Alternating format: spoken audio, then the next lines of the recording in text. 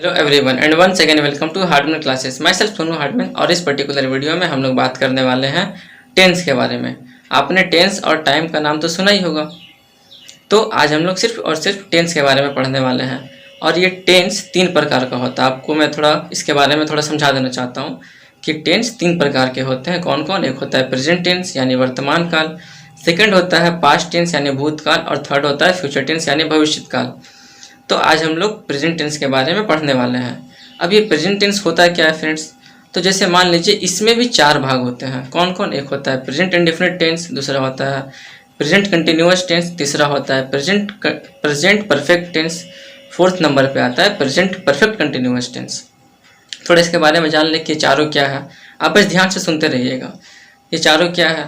तो पहला आता है present indefinite tense. Present indefinite tense में क्या आता है? जैसे प्रेजेंट इंडेफिनिट टेंस का पहचान ये होता है कि अगर आप हिंदी का अगर बात करते हो तो किसी भी सेंटेंस के लास्ट में, ठीक है, आप कोई भी वाक्य लिखते हो हिंदी में और वहाँ पे अगर लास्ट में अगर ता है, ती है, ते है, इस हिसाब से अगर आता है तो आप वहाँ पे इसे हम लोग कह सकते हैं प्रेजेंट इंडेफिनिट टेंस।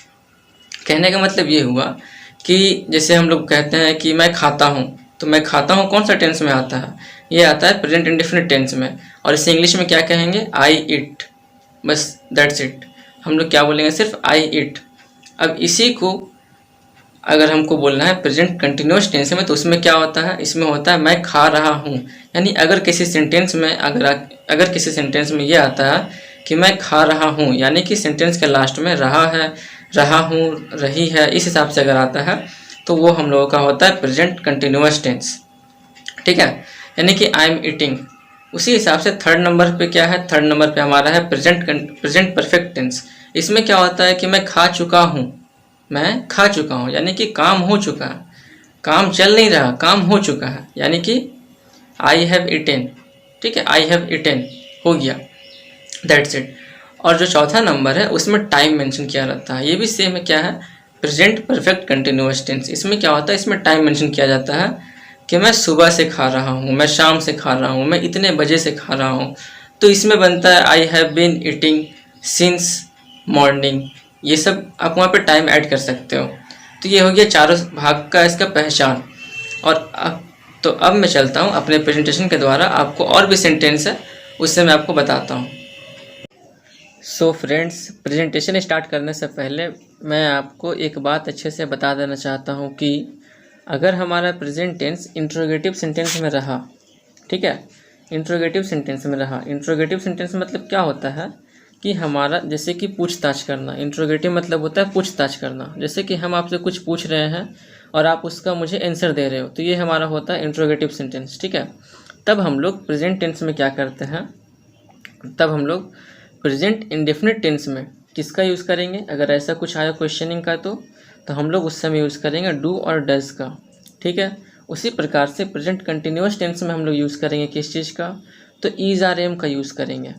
ठीक है, उसी प्रकार से हम लोग प्रेजेंट परफेक्ट टेंस में यूज़ करेंगे किसका? तो उसमें हम लोग का हो जाएगा हैज़ और हैव का यूज़ हो जाता है। और लास्ट में जो हमारा क्या बच गया? Present perfect continuous tense. इसमें हमारा क्या हो जाएगा? हैज़ और हैव के साथ बिन लगता है, तो इसमें हम लोग इसका यूज़ करेंगे। अब बात यहाँ पे ये आता है फ्रेंड्स कि ये सब का यूज़ हम लोग किस प्रकार से करेंगे? तो ये सभी हमारा सेंटेंस के स्टार्टिंग से चालू होगा। क्यों? क्योंकि ये सभी हमारा क्या है? हेल्पिंग वर्ब है। और हेल्पिंग वर्ब सबसे पहले आ जाता है उस समय जब सेंटेंस में इंट्रोगेटिव सेंटेंस के बारे में बात होता है, यानी कि अगर कोई कुछ पूछता है तो चलिए अब मैं आपको अपने प्रेजेंटेशन से ये दिखाने जा रहा हूँ कि इन सभी का यूज़ हम लोग किस प्रकार से कर रहे हैं। एक बात मैं आपको और बता देना चाहता हूँ फ्रेंड्स, वो यही है जाए ना, तो टेंस अपने आप में एक बहुत बड़ा टॉपिक है, लेकिन मैंने आपको इसे एक छोटे से रूप में समझाने का कोशिश किया है। ठीक है, तो चलिए अब मैं आपको छोटा छोटा जो सेंटेंस है उसको लेकर के चलता हूँ और मैं आपको वहाँ से समझाता हूँ कि किस प्रकार से किसका यूज़ किया गया है। चलिए शुरू करते हैं। तो देखिए पहले हमारा डज और डू का यूज़ किया जा रहा। इसका मतलब क्या हो जाएगा कि ये हमारा कौन सा टेंस में आ रहा? तो ये हमारा आ रहा प्रेजेंट इंडेफिनिट टेंस में। ठीक है, जो है कि हमारा प्रेजेंट टेंस का पहला भाग है। तो देखिए इसमें हमारा पहला नंबर क्या आता है कि राम कह रहा है कि क्या तुम अंग्रेजी पढ़ते हो? तो इसे वो इंग्लिश में कैसे कहेगा? Do you read English? Shyam कह रहा कि हाँ मैं अंग्रेजी पढ़ता हूँ, यानी इसका क्या हो जाएगा? Yes I do.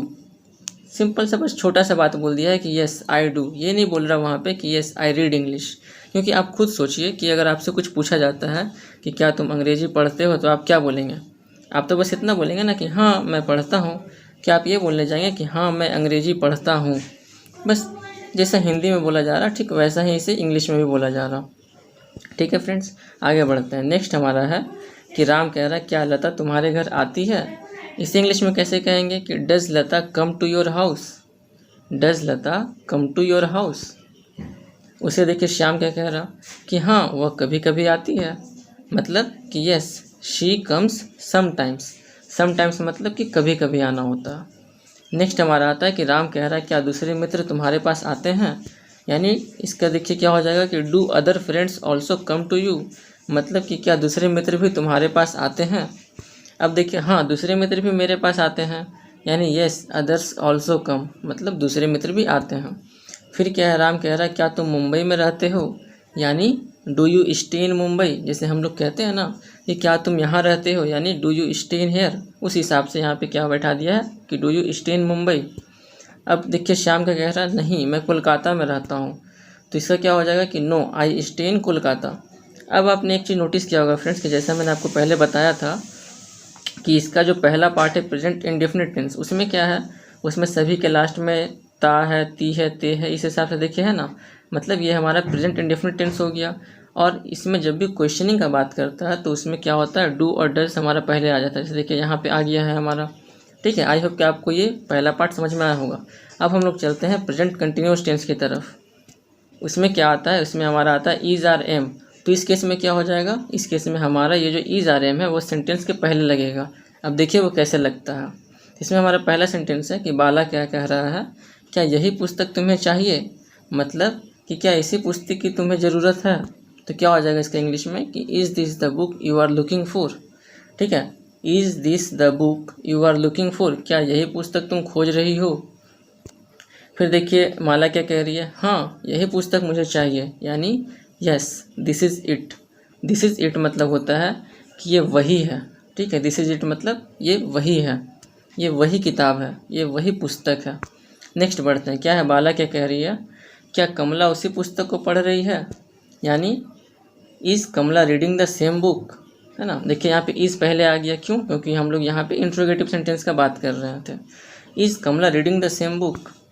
माला क्या कह रही है, नहीं वह दूसरी बुक है, वह दूसरी पुस्तक है। तो क्या हो जाएगा कि know that is different one.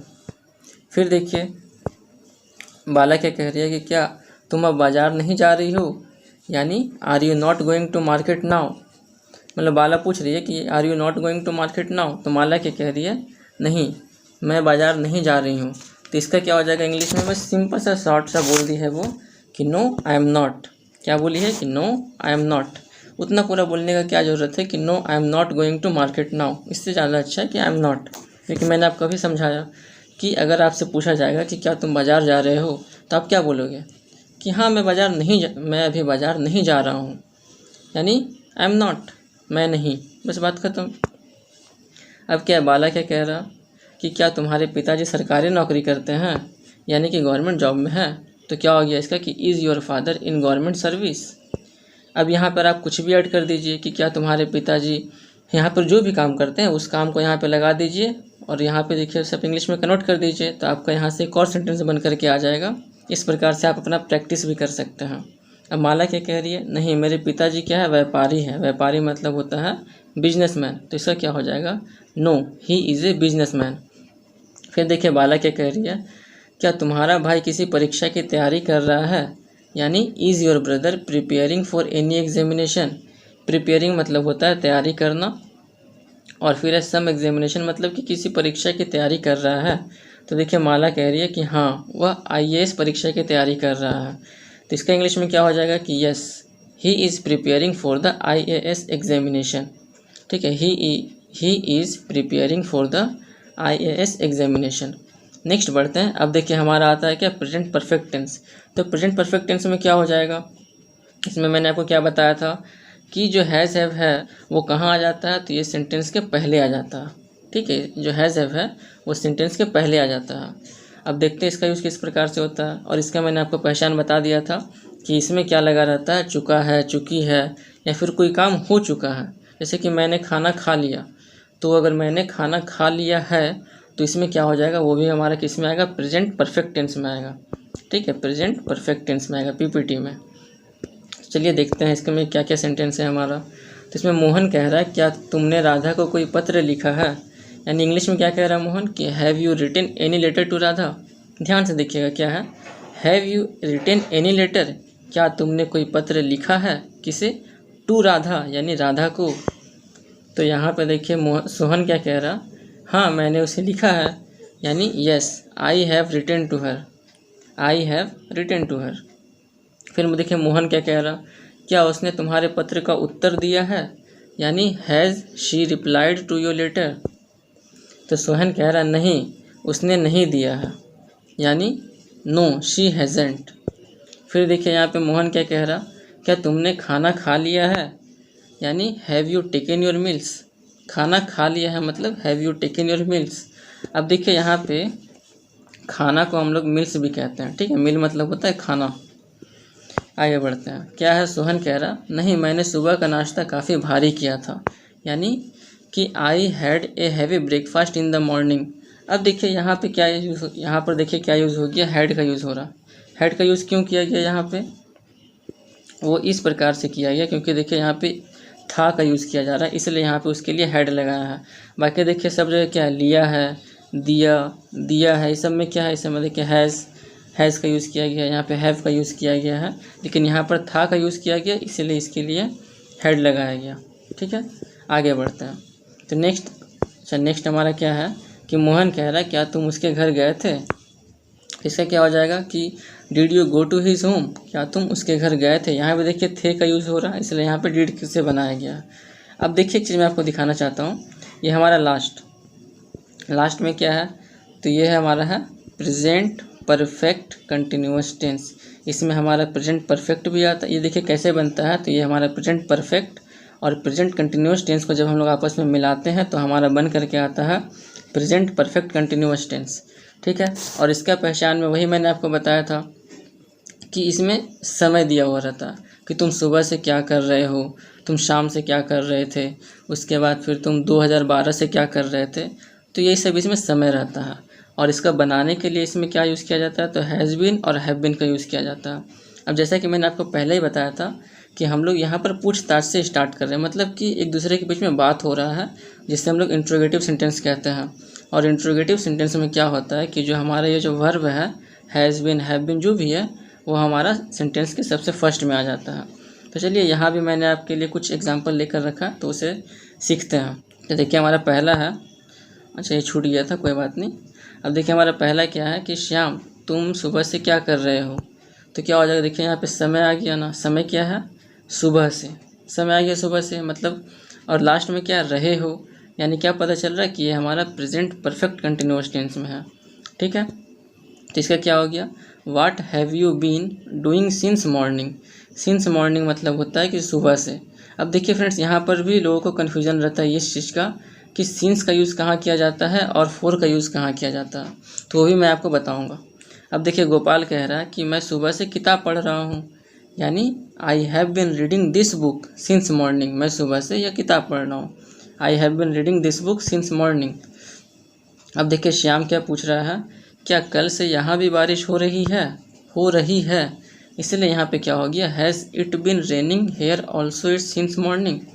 देखिए क्या हो गया, हैज़ इट बिन रेनिंग, यानी क्या बारिश हो रही है, हेयर ऑल्सो, यहाँ भी, सिंस मॉर्निंग यानी सुबह होगा ना। यहाँ पे यस्टरडे क्यों होगा, क्योंकि देखिए यहाँ पे कल से बोला गया है, तो कल से के लिए यहाँ पे मॉर्निंग का यूज़ नहीं किया जाएगा, बल्कि यहाँ पे यूज़ किया जाएगा यस्टरडे का। वो थोड़ा सा हो जाता है प्रॉब्लम। आगे बढ़ते हैं। ठीक है, नेक्स्ट हमारा क्या है, गोपाल कह रहा है कि हाँ हो तो रही है पर रुक रुक कर। अब देखिए जो रुक रुक कर होता है ना, इस रुक रुक कर को हम लोग इंग्लिश में कहते हैं इंटरमिटेंटली। क्या कहते हैं, इंटरमिटेंटली कहते हैं, यानी it has been raining but intermittently. आगे बढ़ते हैं। देखिए श्याम कह रहा है क्या पानी काफ़ी देर से उबल रहा है, यानी has the water been boiling for long.